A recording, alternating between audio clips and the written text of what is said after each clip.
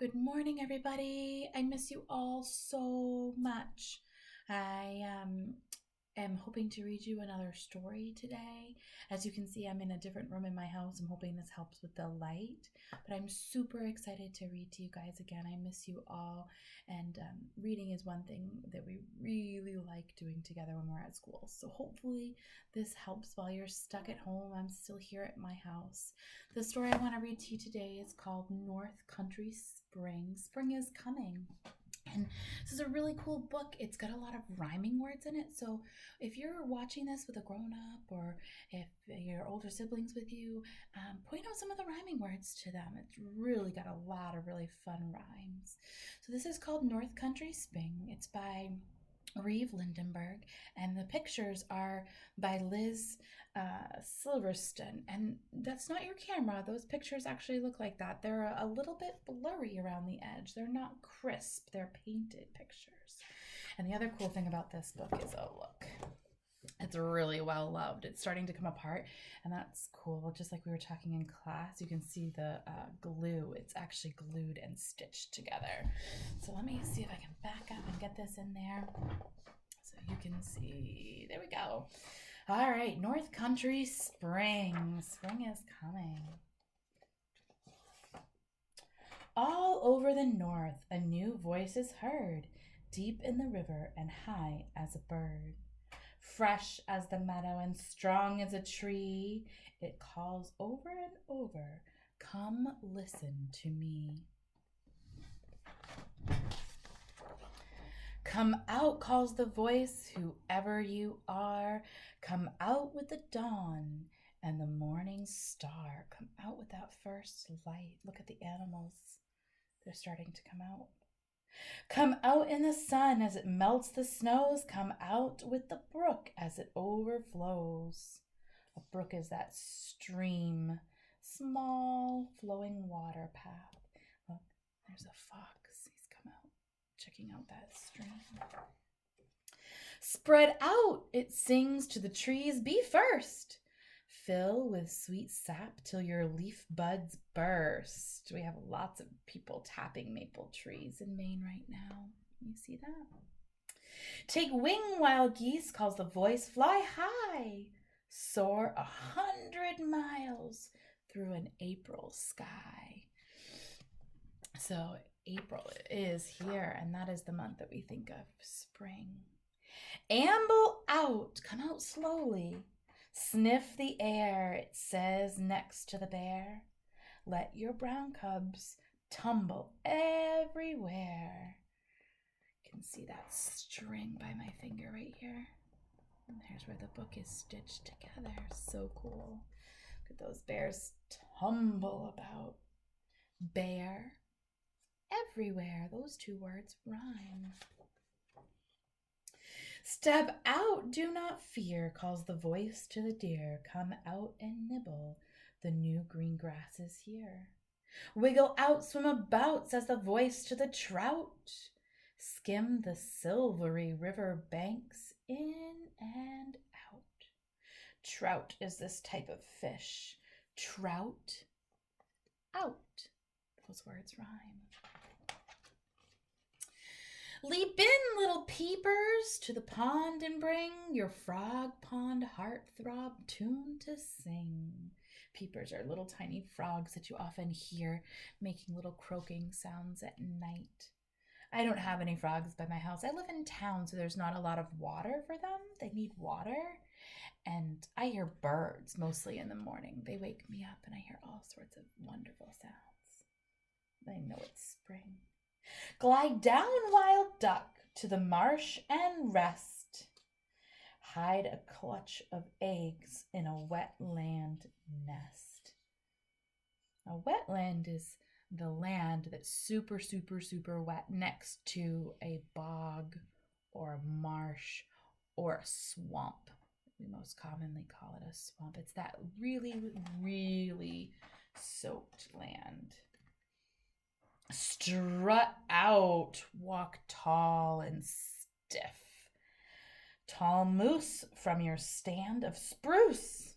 Walk around, feel the ground, let your bones get loose. He's all stiff from the winter cold can sometimes make you real stiff.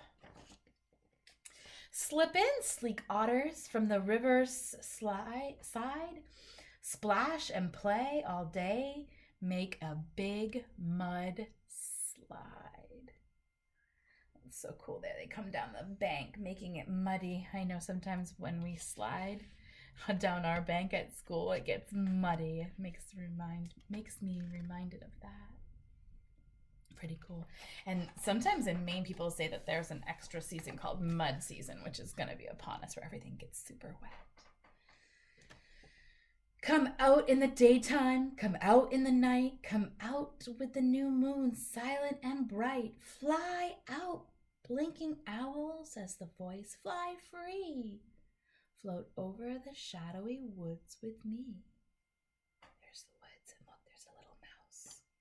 Skitter out quickly and carefully. Come out, little mice, but take care, be wise. The dark has more than 1,000 eyes. All those owls are out looking to eat these mice. So even though the spring is calling out the mouse, it says be careful too, because the other animals are coming out. Swoop out, swift bat, flutter fast, flitter flit, snatch 'em off on the wing and make a meal of it. Shuffle out, slow skunk, shuffle here, shuffle there. Grub for bugs and slugs, food is everywhere. Lope out, wild wolves, come out on the prowl. It's a fine, shiny night for a yip and a howl. There they are, howling up at the moon. Can you see? There we go. We can see it now. Howling moon. They're loping out. That means to come out with a big bound, a big, wide step. You can see how the illustrator made it look like that. Come out, calls the voice, whoever you are.